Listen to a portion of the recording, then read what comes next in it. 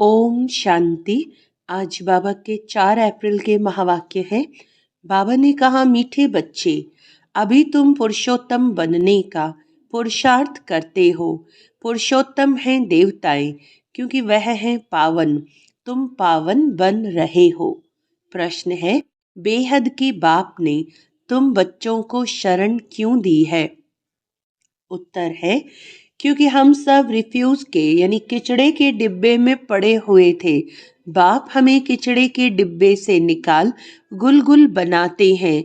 आसुरी गुण वालों को दैवी गुणवान बनाते हैं। ड्रामा अनुसार बाप ने आकर हमें किचड़े से निकाल एडॉप्ट कर अपना बनाया है। गीत है, ये कौन आया आज सवेरे सवेरे। ओम शांति। रात को दिन बनाने के लिए बाप को आना पड़े। अभी तुम बच्चे जानते हो कि बाप आया हुआ है। पहले हम शूद्र वर्ण के थे, शूद्र बुद्धि थे। वर्णों वाला चित्र भी समझाने के लिए बहुत अच्छा है। बच्चे जानते हैं हम इन वर्णों में कैसे चक्र लगाते हैं। अभी हमको परमपिता परमात्मा ने शूद्र से ब्राह्मण बनाया है। कल्प कल्प कल्प के संगम युगे हम ब्राह्मण बनते हैं। ब्राह्मणों को पुरुषोत्तम नहीं कहेंगे, पुरुषोत्तम तो देवताओं को कहेंगे। ब्राह्मण यहाँ पुरुषार्थ करते हैं पुरुषोत्तम बनने के लिए। पतित से पावन बनने लिए ही बाप को बुलाते हैं। तो अपने से पूछना चाहिए, हम पावन कहाँ तक बन रहे हैं? स्टूडेंट भी पढ़ाई के लिए विचार सागर मंथन करते हैं ना, समझते हैं इस पढ़ाई से हम यह बनेंगे। तुम बच्चों की बुद्धि में है कि अभी हम ब्राह्मण बने हैं देवता बनने के लिए। यह है अमूल्य जीवन, क्योंकि तुम ईश्वरीय संतान हो। ईश्वर तुमको राजयोग सिखला रहे हैं, पतित से पावन बना रहे हैं, पावन देवता बनते हैं। वर्णों पर समझाना बहुत अच्छा है। सन्यासी आदि इन बातों पर नहीं ठहरेंगे, बाकी 84 जन्मों का हिसाब समझ सकते हैं। ये भी समझ सकते हैं कि हम सन्यास धर्म वाले 84 जन्म नहीं लेते हैं। इस्लामी बौद्धि आदि भी समझेंगे हम 84 जन्म नहीं लेते हैं। हाँ, पुनर्जन्म लेते हैं, परंतु कम। तुम्हारे समझाने से झट समझ जाएंगे। समझाने की भी युक्ति चाहिए। तुम बच्चे यहाँ सन्मुख बैठे हो तो बाबा बुद्धि को फ्रेश करते हैं, रिफ्रेश करते हैं। जैसे और बच्चे भी यहाँ आते हैं रिफ्रेश होने के लिए। तुमको तो रोज बाबा रिफ्रेश करते हैं कि ये धारणा करो, बुद्धि में यही ख्याल चलते रहे, हम 84 जन्म कैसे लेते हैं, कैसे शूद्र से ब्राह्मण बने हैं, ब्रह्मा की संतान ब्राह्मण। अब ब्रह्मा कहाँ से आए? बाप बैठ समझाते हैं। हम इनका नाम ब्रह्मा रखते हैं। यह जो ब्रह्मा कुमार कुमारियां हैं, ये फैमिली हो गए तो जरूर एडॉप्टेड हैं। बाप ही एडॉप्ट करेंगे उनको। बाप कहा जाता है, दादा नहीं कहेंगे। बाप को बाप ही कहा जाता है। मिल्कियत मिलती ही बाप से है। कोई चाचा मामा व बिरादरी वाला भी एडॉप्ट करते हैं। जैसे बाप ने सुनाया था, एक बच्ची किचड़े के डिब्बे में पड़ी थी। वे कोई ने उठाए जाकर किसको गोद में दे दी, क्योंकि उनको अपना बच्चा नहीं था। तो बच्ची जिनकी गोद में गई उनको ही मम्मा बाबा कहने लग पड़ेगी ना। यह फिर है बेहद की बात। तुम बच्चे भी जिसे बेहद के किचड़े के डिब्बे में पड़े थे, विषय वैतरणी नदी में पड़े थे, कितने गंदे हुए पड़े थे। ड्रामा अनुसार बाप ने आकर उस किचड़े से निकाल तुमको एडॉप्ट किया है। तमो प्रधान को किचड़ा ही कहेंगे ना। आसुरी गुण वाले मनुष्य हैं देह अभिमानी, काम क्रोध भी कड़े विकार है ना। तो तुम रावण के बड़े रिफ्यूज में पड़े थे, वास्तव में रिफ्यूजी भी हो। अब तुमने बेहद के बाप की शरण ली है, रिफ्यूज से निकल गुलगुल देवता बनने। इस समय सारी दुनिया रिफ्यूज के बड़े डिब्बे में पड़ी है। बाप आकर तुम बच्चों को किचड़े से निकाल अपना बनाते हैं, परंतु किचड़े के रहने वाले ऐसे हिरे हुए हैं जो निकालते हैं फिर भी किचड़ा ही अच्छा लगता है। बाप आकर बेहद के किचड़े से निकालते हैं, बुलाते भी हैं कि बाबा आकर हमको गुलगुल बनाओ, कांटों की जंगल से निकाल फ्लावर बनाओ, खुदाई बगीचे में बिठाओ। अब असुरों के जंगल में पड़े हैं, बाप तुम बच्चों को गार्डन में ले चलते हैं। शूद्र से ब्राह्मण बने हैं फिर देवता बनेंगे। ये देवताओं की राजधानी है, ब्राह्मणों की राजाई है नहीं। भल पांडव नाम है परंतु पांडवों को राजाई नहीं है। राजाई प्राप्त करने के लिए बाप के साथ बैठे हैं। बेहद की रात अब पूरी हो, बेहद का दिन शुरू होता है। गीत सुना ना, कौन आया सवेरे सवेरे। सवेरे सवेरे आते हैं रात को मिटाए दिन बनाने, अर्थात स्वर्ग की स्थापना नरक का विनाश कराने। यह भी बुद्धि में रहे तो खुशी हो। जो नई दुनिया में ऊंच पद पाने वाले हैं वह कभी अपना आसुरी स्वभाव नहीं दिखाएंगे। जिस यज्ञ से इतना ऊंच बनते हैं उस यज्ञ की बहुत प्यार से सेवा करेंगे। ऐसे यज्ञ में तो हड्डियां भी दे देनी चाहिए। अपने को देखना चाहिए इस चलन से हम ऊंच पद कैसे पाएंगे। बेसमझ छोटे बच्चे तो नहीं है ना, समझ सकते हैं राजा कैसे प्रजा कैसे बनते हैं। बाबा ने रथ भी अनुभवी लिया है जो राजाओं आदि को अच्छी रीति जानते हैं। राजाओं के दास दासियों को भी बहुत सुख मिलता है, वह तो राजाओं के साथ ही रहते हैं परंतु कहलाएंगे तो दास दासी। सुख तो है ना, जो राजा रानी खाए वह उनको मिले, बाहर वाले थोड़ी खा सकते हैं। दासियों में भी नंबरवार होती हैं, कोई श्रृंगार करने वाली, कोई बच्चों को संभालने वाली, कोई झाड़ू आदि लगाने वाली। यहाँ के राजाओं को इतने दास दासियां हैं तो वहाँ कितने ढेर होंगे। सब पर अलग अलग अपनी चार्ज होती है, रहने का स्थान अलग होगा। वह कोई राजा रानी जैसे सजाया हुआ नहीं होगा। जैसे सर्वेंट क्वार्टर्स होते हैं ना, अंदर आएंगे जरूर परंतु रहते सर्वेंट क्वार्टर्स में हैं। तो बाप अच्छी रीति समझाते हैं, अपने पर रहम करो। हम ऊंचे ते ऊंच बने, हम अभी शूद्र से ब्राह्मण बने हैं। ओहो सौभाग्य, अहो सौभाग्य, फिर देवता बनेंगे। ये संगम युग बहुत कल्याणकारी है, तुम्हारी हर बात में कल्याण भरा हुआ है। भंडारे में भी योग में रह भोजन बनाएं तो बहुतों का कल्याण भरा हुआ है। श्रीनाथ द्वारे में भोजन बनाते हैं बिल्कुल ही साइलेंस में, श्रीनाथ ही याद रहता है। भक्त अपनी भक्ति में बहुत मस्त रहते हैं, तुमको फिर ज्ञान में मस्त रहना चाहिए। श्री कृष्ण की ऐसी भक्ति होती है बात मत पूछो।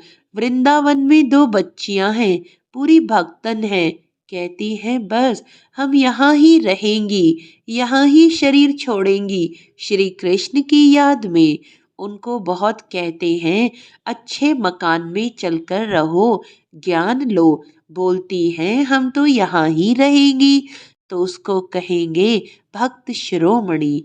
श्री कृष्ण पर कितना न्योछावर जाते हैं। अभी तुमको बाप पर न्योछावर होना है। पहले पहले शुरू में शिव बाबा पर कितने न्योछावर हुए, ढेर के ढेर आए। जब इंडिया में आए तो बहुतों को अपना घर बार याद पड़ने लगा। कितने चले गए। ग्रहचारी तो बहुतों पर आती है ना। कभी कैसी दशा, कभी कैसी दशा बैठती है। बाबा ने समझाया है, कोई भी आते हैं तो बोलो कहाँ आए हो। बाहर में बोर्ड देखा, ब्रह्मा कुमार कुमारियां, ये तो परिवार है ना। एक है निराकार परमपिता परमात्मा, दूसरा फिर प्रजापिता ब्रह्मा भी गाया हुआ है। ये सब उनके बच्चे हैं। दादा है शिव बाबा, वर्षा उनसे मिलता है। वह राय देते हैं, मुझे याद करो तो तुम पतित से पावन बन जाएंगे। कल्प पहले भी ऐसी राय दी थी। कितनी ऊंची पढ़ाई है, ये भी तुम्हारी बुद्धि में है। हम बाप से वर्षा ले रहे हैं। तुम बच्चे मनुष्य से देवता बनने की पढ़ाई पढ़ रहे हो। तुम्हें जरूर दैवी गुण धारण करने हैं।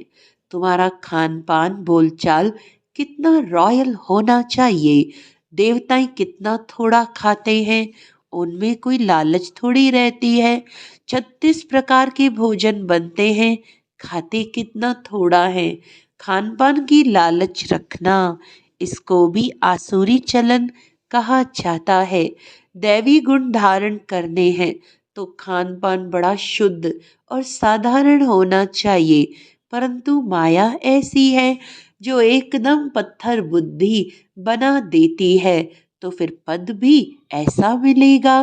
बाप कहते हैं, अपना कल्याण करने के लिए दैवी गुण धारण करो। अच्छी रीति पढ़ेंगे पढ़ाएंगे तो तुमको भी इजाफा मिलेगा। बाप नहीं देते हैं, तुम अपने पुरुषार्थ से पाते हो। अपने को देखना चाहिए, कहाँ तक हम सर्विस करते हैं, हम क्या बनेंगे। इस समय शरीर छूट जाए तो क्या मिलेगा। बाबा से कोई पूछे तो बाबा झट बता दें कि इस एक्टिविटी से समझा जाता है ये फलाना पद पाएंगे। पुरुषार्थ ही नहीं करते तो कल्प कल्पांतर के लिए अपने को घाटा डालते हैं। अच्छी सर्विस करने वाले जरूर अच्छा पद पाएंगे। अंदर में मालूम रहता है ये दास दासियां जाकर बनेंगे, बाहर से कह नहीं सकते। स्कूल में भी स्टूडेंट समझते हैं हम सीनियर बनेंगे व जूनियर। यहाँ भी ऐसे है, सीनियर जो होंगे वह राजा रानी बनेंगे, जूनियर कम पद पाएंगे। साहूकारों में भी सीनियर और जूनियर होंगे, दास दासियों में भी सीनियर और जूनियर होंगे। सीनियर वालों का दर्जा ऊंच होता है। झाड़ू लगाने वाली दासी को कभी अंदर महल में आने का हुक्म नहीं रहता। तो इन सब बातों को तुम बच्चे अच्छी रीति समझ सकते हो। पिछाड़ी में और भी समझते जाएंगे। ऊंच बनाने वाले का, ऊंच बनाने वालों का फिर रिगार्ड भी रखना होता है। देखो, कुमार का है, वह सीनियर है तो रिगार्ड रखना चाहिए। बाप बच्चों का ध्यान खिंचवाते हैं। जो बच्चे महारथी हैं उनका रिगार्ड रखो। रिगार्ड नहीं रखते तो अपने ऊपर पाप का बोझ चढ़ाते हैं। ये सब बातें बाप ध्यान में देते हैं। बड़ी खबरदारी चाहिए। नंबरवार किसका रिगार्ड कैसे रखना चाहिए। बाबा तो हर एक को जानते हैं ना। किसको कहें तो ट्रेटर बनने में देरी न करे। फिर कुमारियों माताओं आदि पर भी बंधन आ जाते हैं, सितम सहन करने पड़ते हैं। बहुत करके माताएं ही लिखती हैं, बाबा हमको ये बहुत तंग करते हैं, हम क्या करें। अरे तुम कोई जानवर थोड़ी हो जो जबरदस्ती करेंगे। अंदर में दिल है तब पूछती हो क्या करूं। इसमें तो पूछने की भी बात नहीं है। आत्मा अपना मित्र है, अपना ही शत्रु है। जो चाहे सो करे, पूछना मन दिल है। मुख्य बात है याद की, याद से ही तुम पावन बनते हो। ये लक्ष्मी नारायण नंबर 1 पावन है ना। मम्मा कितनी सर्विस करती थी, ऐसा तो कोई कह ना सके। ये मम्मा से भी होशियार हैं। मम्मा ज्ञान में सबसे तीखी थी। योग की कमी बहुतों में है, याद में रह नहीं सकते हैं। याद नहीं करेंगे तो विकर्म विनाश कैसे होंगे। लौ कहता है पिछाड़ी में, याद में ही शरीर छोड़ना है। शिव बाबा की याद में ही प्राण तन से निकले। एक बाप के सिवाय और कोई याद न आए, कहाँ भी आसक्ति न हो, ये प्रैक्टिस करनी होती है। हम अशरीरी आए थे, फिर अशरीरी होकर जाना है। बच्चों को बार बार समझाते रहते हैं, बहुत मीठा बनना है, दैवी गुण भी होने चाहिए। देह अभिमान का भूत होता है ना, अपने पर बहुत ध्यान रखना है, बहुत प्यार से चलना है। बाप को याद करो और चक्र को याद करो। चक्र का राज किसको समझाया तो भी वंडर खाएंगे। 84 जन्मों की ही किसको याद नहीं रहती है, तो 84 लाख फिर कैसे कोई याद कर सके, ख्याल में भी आ न सके। इस चक्र को ही बुद्धि में याद रखो तो भी अहो सौभाग्य। अभी यह नाटक पूरा होता है, पुरानी दुनिया से वैराग्य होना चाहिए। बुद्धि योग शांतिधाम सुखधाम में रहे। गीता में भी है मन मना भव। कोई भी गीता पाठी मन मना भव का अर्थ नहीं जानते हैं। तुम बच्चे जानते हो भगवानुवाच्य। देह के सभी संबंध छोड़ अपने को आत्मा समझो। किसने कहा? स्वयं बाप ने। कोई फिर कहते हम तो शास्त्रों की ही मानते हैं। भले भगवान आए तो भी नहीं मानेंगे। बरोबर शास्त्र पढ़ते रहते हैं। भगवान आए हैं, राजयोग सिखला रहे हैं, स्थापना हो रही है। ये शास्त्र आदि सब है ही भक्ति मार्ग के। भगवान का निश्चय हो तो वर्षा लेने लग पड़े, फिर भक्ति भी उड़ जाए। परंतु जब निश्चय हो ना। अच्छा, मीठे मीठे सिखिलदे बच्चों प्रति मात पिता बाप दादा का याद प्यार और गुड मॉर्निंग।